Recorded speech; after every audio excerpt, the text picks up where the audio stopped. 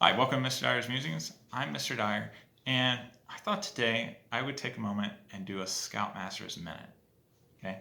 Now, if you're not familiar with Scoutmaster's Minutes, or if you're not familiar with scouting, um, a Scoutmaster's Minute is an opportunity at the end of a scout meeting for the Scoutmaster to talk to the troop in kind of a mentor-like fashion, just to give them something to chew on, to think about, to possibly challenge them mentally. Um, it could be a story, it could be a snippet of wisdom, it could be some ideas for what they could possibly work on to be better in some regard, or whatever. But it should never come across as lecturing. It should come across as a way of like an informal discussion, like a campfire chat or fireside chat, whichever, right? So Scoutmaster's Minute that I want to talk to you about today came to me because I was visiting another Boy Scout troop in my area. They invited me to do Scouting Heritage Merit Badge with them. So I brought out like all my scouting equipment, and they warned me to have some ideas to talk about in regards to citizenship. So I, of course, brought a Boy Scout manual and the Scoutmaster's manual, and I cited that to talk about citizenship because I think these early 20th century books do a great job of supporting um, what does it mean to be a citizen and in a historical context. And we're not going to veer off into it. You had coming right out of World War One, so that's impacted a lot of the writings in this as well. Okay, but we're not going to get into that. Scouting, and just like in the classroom as a social studies teacher, and this kind of idea is actually going away from some of my colleagues. And again, I'm not going to get into that here, but in my opinion, in my personal opinion, politics have no place in the classroom. You know, my personal politics have no place in the classroom, and it certainly has no place in scouting. You got a troop meeting or a scout meeting. Now, as a social studies teacher, of course I got to talk about politics. Of course I got to talk about civics and what's going on in our country. Okay, but I'm a Socratic teacher. You know, I love the Socratic method. I love classical form of education. I I think getting students and my scouts to think on their own feet is certainly more valuable, and it's better than me telling them how to think or what to think. You know, I play devil's advocate all the time, all the time. I'm really good at it, you know. Um, but just getting them to challenge their own thoughts, for good or bad, you know. When you're talking about World War II, you know, Hitler, it's really hard to try to teach World War II. This guy who did all these evil, terrible things, and you know, you're playing devil's advocate on his part, right? Especially early Germany. You're like, wow, Mr. Dyer, why would you be supporting Hitler? I don't support Hitler. I do not support Hitler. Neo-Nazism, Nazism, I do not support Hitler, okay? But I think it's valuable from a historical perspective to try to take things into the complete context, and you ask, how did we get here? Why did we get here? Okay? So that's where I'm going on with the whole devil's advocate. Again, I do not support Hitler, Nazism, neo-Nazism, racism, etc. Okay. So where does this come into my Scoutmaster's Minute? So I was talking to these scouts about civics, and there was this opportunity for them to ask me questions. And one of the scouts asked me, what's patriotism? And it kind of threw me off, right? And I was just not expecting that kind of question from a 13 or 14-year-old scout. So it took me off, and when that happens, instead of just blurting out the first thing that comes to mind, I always take a moment to think through my answer, especially when you're talking to young people. It's really important that you just don't blurt out the first thing that comes out of your mouth or in your head. um, and you try to be very clear. And some people would be like, well, why is patriotism something that you would even shy away from? I don't shy away from patriotism, this idea of patriotism. But this question came a few weeks after the incident in Washington, D.C. And, it just kind of opened up my eyes that we have all these young people who are living through these historical moments in their lives, but not saying that they're the first in American history. We had the Spanish flu. Very similar things. Students were being taught over the radio at home during the Spanish flu. It's very similar to distance learning today. The riots of the 60s, the anti-war riots, the civil rights riots, and you had the protests. That's very similar to what has happened in this past summer and what's happened in Washington, D.C. Okay? So we do have these things going on, and it's impacting these young people. So I had this young man ask me, well, what's patriotism? It's like, okay, that's a great question. I'm a big fan of John Locke.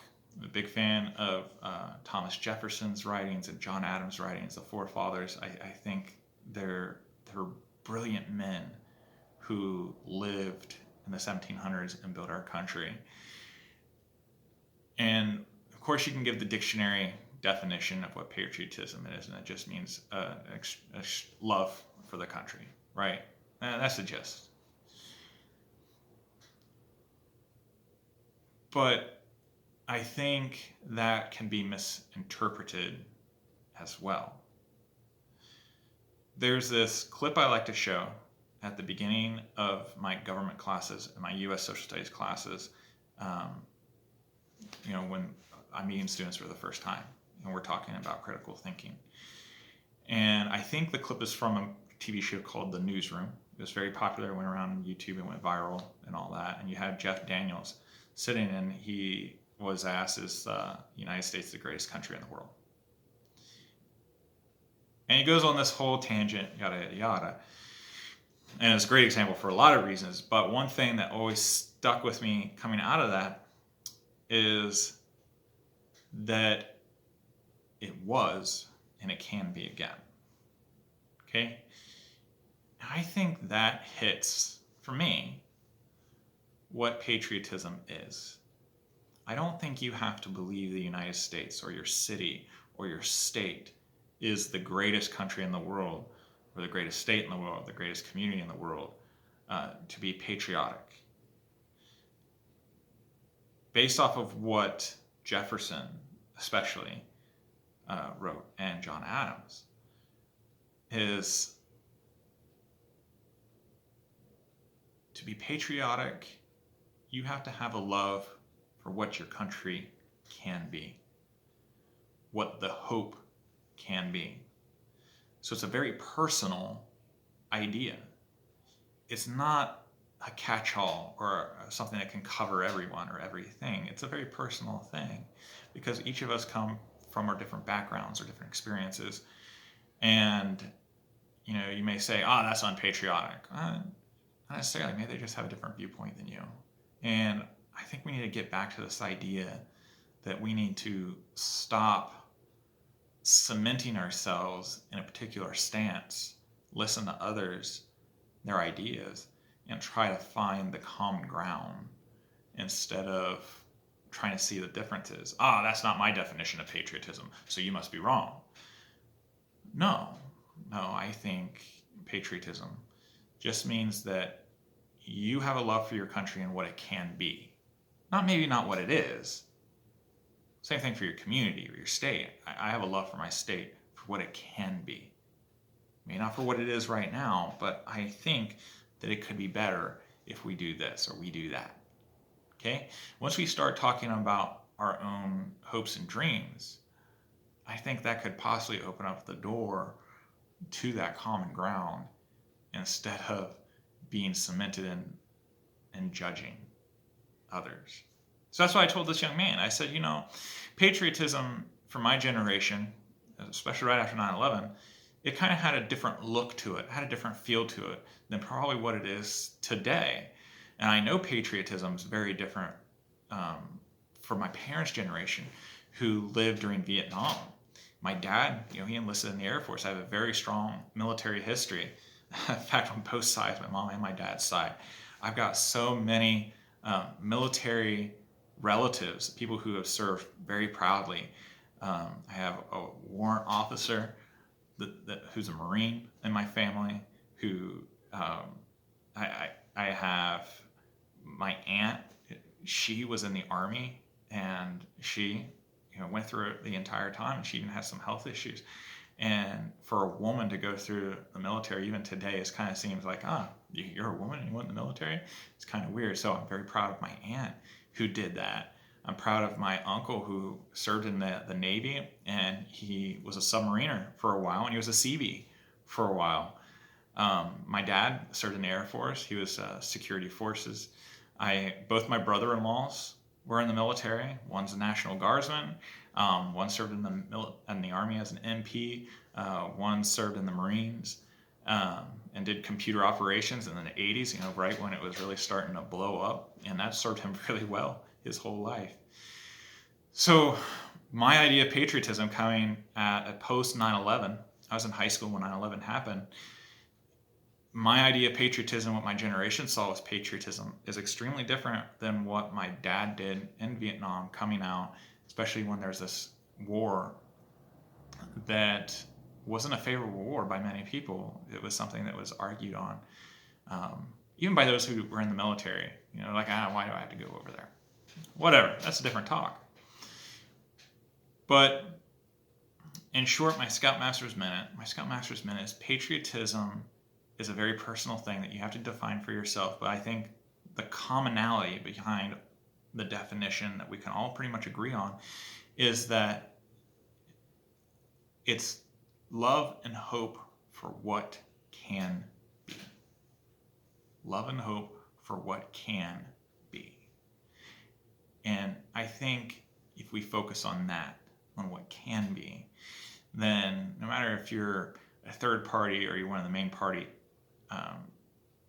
followers, we can find some solid ground, some solid commonalities that can really drive the discussion forward instead of being entrenched in our own ideas of what should be. Instead, we focus on what could be, right? Wow, that took much longer than a Scoutmaster's Minute. It took much longer than what it actually did when I was talking to the scout. But I hope that maybe it opens some doors to my personal thoughts, right, as a teacher, as a Scoutmaster, but possibly open up some doors into a Scoutmaster's role as a mentor. And it doesn't matter if the Scoutmaster was a Scoutmaster in the 10s and the 20s and the 30s, 40s, up till today. The Scoutmaster's Minute has always been a proud tradition. And it's this idea that you touch on topics that sometimes are controversial, but you have to frame it in a way where you don't necessarily take a stand. Now, there's certain morals and principles in the Scout Oath and Law that you stand up for. And Scout is trustworthy, loyal, helpful, friendly, courteous, kind, obedient, cheerful, thrifty, brave, clean, and reverent. So there's certain morals and principles in scouting that you just say is wrong. But there's even some gray areas. Some of the scouting magazine usually has a blurb in there, which makes for a really good Scoutmaster's Minute, and it challenges the scouts to think in a real life context that might be kind of a gray area. And in that situation, as a Scoutmaster, I like to allow the scouts to think it out themselves and talk amongst themselves, but I try to avoid giving my own personal opinion about it. There's certain things that are hard and fast. No, you shouldn't do it. But those gray areas, it's just kind of nice to see the scouts work it out themselves, but also support each other in the how and why they go a little area. And I think that prepares them for adulthood when, especially in politics, and other things. Maybe it's just business politics here or what have you. But you're priming the pump on how to think those things through, the pros and the cons. And maybe there's just not a clear answer. Maybe there is just not a clear answer. Maybe it's a catch-22, or screwed if you do, screwed if you don't kind of thing. A double-edged sword. Whatever analogy you want to give, some things just aren't clear. I hope you liked the video. I hope you don't take offense of anything that I say. I don't want to get into politics in this channel. But again, please leave a friendly comment if you have one. Try to keep it Scout-like, okay? Give a kiss and a hug to your loved ones. Have a great week, and take care.